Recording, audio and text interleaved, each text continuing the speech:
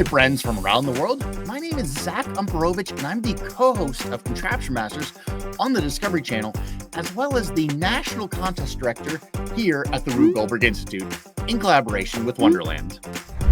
What is the purpose and importance of the Rube Goldberg Machine Challenge?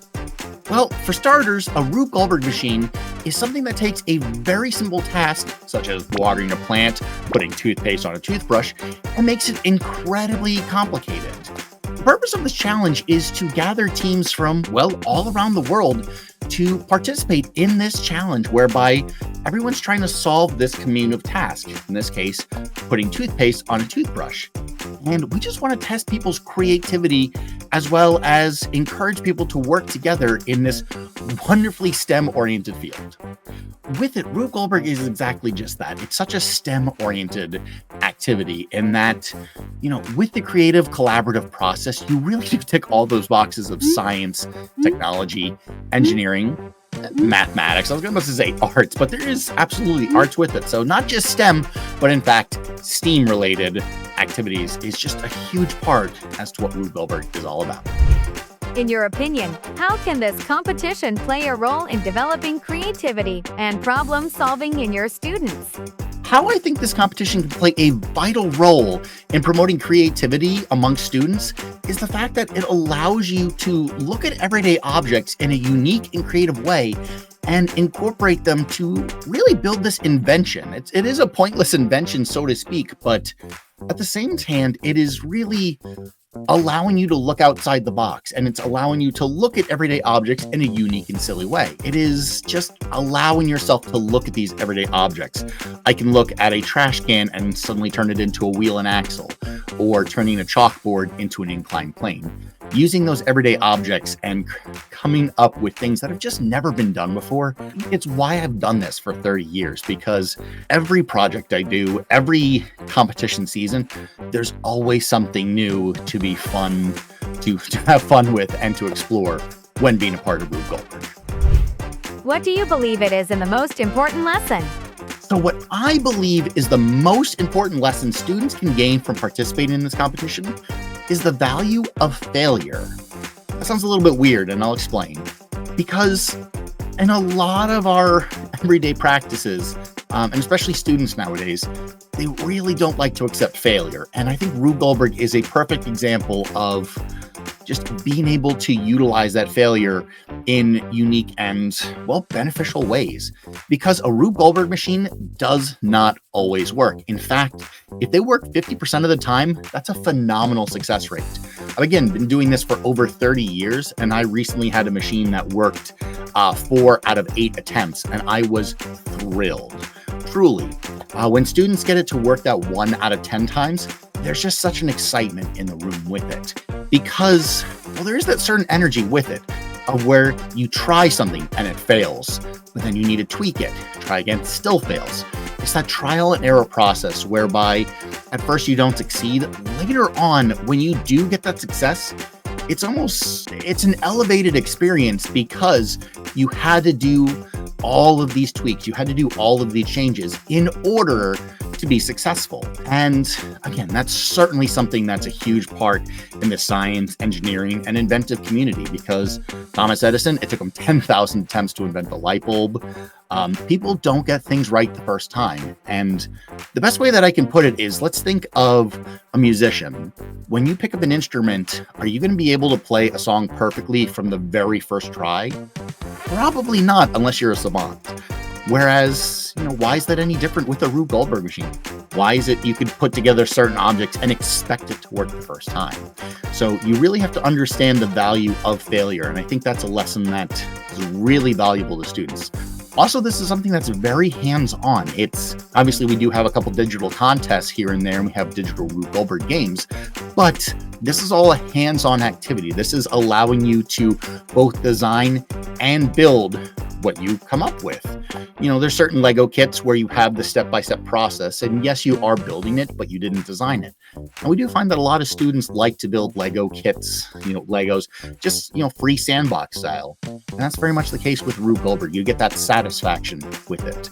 So the value of failure, the ability to design something that you create, And honestly, what's the most important lessons? I think just having fun with your hands and being detached from a screen, I think are some really key elements that students can take away from participating in Rube Goldberg machines.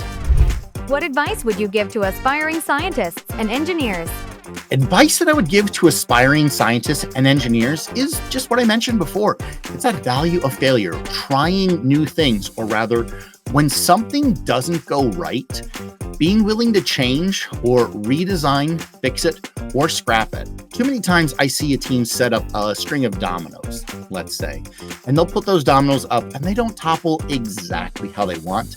Well, they're just going to reset those dominoes and try again. And yes, that's great, trying over and over, sure, but trying the same thing without making adjustments is the definition of insanity. So making sure that if a part isn't working, that learning and willingness to accept the fact that I have to change strategy, I have to use a different material, or just flat out, this isn't going to work. That's a really big benefit. Now, I started off mentioning the scientists and engineers. However, anybody can build a Rube Goldberg machine. Truly, myself, I'm neither an engineer. Well, I am a scientist, I should say. My degree and background is in geology, but I'm certainly not an engineer myself. I don't have an engineering background. And some of the best builders I work with are artists as well as religious studies majors, quite honestly. A variety of backgrounds are very commonplace in every project that I do. And we certainly don't want to limit just scientists and engineers to Rube Goldberg contest. It really is welcome to anyone and everyone that has that spark of creativity and wants to build something unique and creative with their hands. Provide a more detailed explanation of this year's challenge. I myself wrote the rule books whereby objects are free to leave the boundaries and, be reasonable. But the goal being that we just want people to have fun and build creative contraptions rather than being confined by a whole list of rules. Yes, the rule books are really long, but the actual rule page is only about, 1 page long. And the rest of it is just tips and guidelines because, I've been doing this for a very long time and I wanted to provide as much detail as possible to students. With it, beyond the rule books, there are links to my YouTube channel, Zach's Contraptions, whereby I have educational videos that tell people how to build Rube Goldberg machines, what even the elements are that you need. So ticking the boxes, making sure that it is something that solves a simple task. It has chain reaction like elements, one thing triggering the next. It's made with everyday objects, but to make it a Rube Goldberg machine, it needs to be funny or ridiculous. There needs to be that weird comical nature. If you have a machine whereby it's a Hot Wheels car rolls down a track, which hits a series of dominoes that causes a marble to roll, yes, that's a chain reaction, one thing triggering the next, but there's nothing ridiculous or funny about it. It's one of the most common interactions that we see year after year. And let me tell you, if you're a part of the contest, you won't win. It's just one of those flat out truths of they're very boring. And it's so easy to elevate such a machine. Like that Hot Wheels car, elevate it to a larger toy car, something like a Tonka truck or a remote control car. Dominoes, replace them with everyday objects such as books, binders, DVDs, notebooks, mattresses, all sorts of larger objects that can be substituted in. And marbles, go larger for, say, a football, a soccer ball, basketball, any sort of round object that rolls that's going to have more potential and kinetic energy behind it. So with it, again, we offer a lot of freedom in our challenges, and the rule books really do help all of that. But again, if you really want to learn a little bit more, there is that YouTube channel where I teach you all those different elements. Again, I'm kind of what I just talked about just there, but how to count steps, how to add simple machines to your projects. All of that can be found in the link to the rule books under my YouTube channel, Zach's Contraptions. Do you have any messages for the official founders of Wonderland Education Korea? I really want to thank Wonderland Korea and Wonderland in general for joining up with the Rube Goldberg Institute, because this is something I've done my entire life. I can't stress that enough. And something I'm truly passionate about because I have a blast with it. There's a reason I do what I do, because it's such a fun thing for me to do. And why I love the fact that other organizations are joining up with us is because it's spreading that to students. It's allowing that unique and creative process to get into the classrooms. And it's not just stagnant learning from a presentation or a PowerPoint. It's, again, that hands-on learning that I think it's sorely missed after the COVID era. Certainly when I go into schools and give presentations, I find that a lot of students, the attention has wavered quite a bit since what it was prior. So really having this unique and wonderful opportunity available to students has really made a difference. In fact, I just came from a presentation not long ago from a school, and you're just talking with the teachers and seeing how the students are beforehand. But then after that hour-long presentation and just the excitement, just seeing them wanting to get going and grab things off the shelf of the classroom, there's something magical about just seeing how a student reacts to this whole process. And again, I just want to thank Wonderland Korea for bringing that not just to the Rube Goldberg Machine Contest here in America, but doing outreach in other countries as well. The message of encouragement to the participants in Korea. With it, I want to wish everyone the absolute best of luck when you're participating in the Rube Goldberg Machine Contest. I want you to remember that, yes, it is a competition, but again, above all else, have fun with this, because a Rube Goldberg machine at the very heart of it is an invention that overcomplicates things. An invention normally trying to make your life easier, whereas Rube Goldberg just does the exact opposite. And really play to that. Really make sure that you're adding that whimsy, you're adding that humor, you're just enjoying what you do.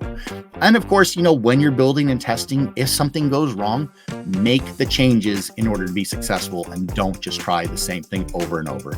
I can tell you, your teachers are going to tell you the same thing. You might have posters up on your wall where it says, don't give up, keep trying. They're not just there for aesthetics. They are there to remind you the lessons that we as adults have learned over many, many years. And certainly in doing these Rube Goldberg machines, that trial and error, that learning is going to be critical to your success.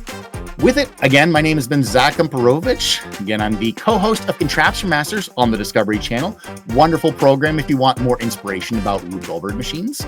You can find me on Zach's Contraptions on YouTube. And of course, I'm the National Contest Director here at the Rube Goldberg Institute. So I am the one who wrote all the rule books. So I kind of know what I'm talking about when I'm bringing up all of this subject. Thank you all so much for watching, and I hope to see your machines in the future. Have a good day.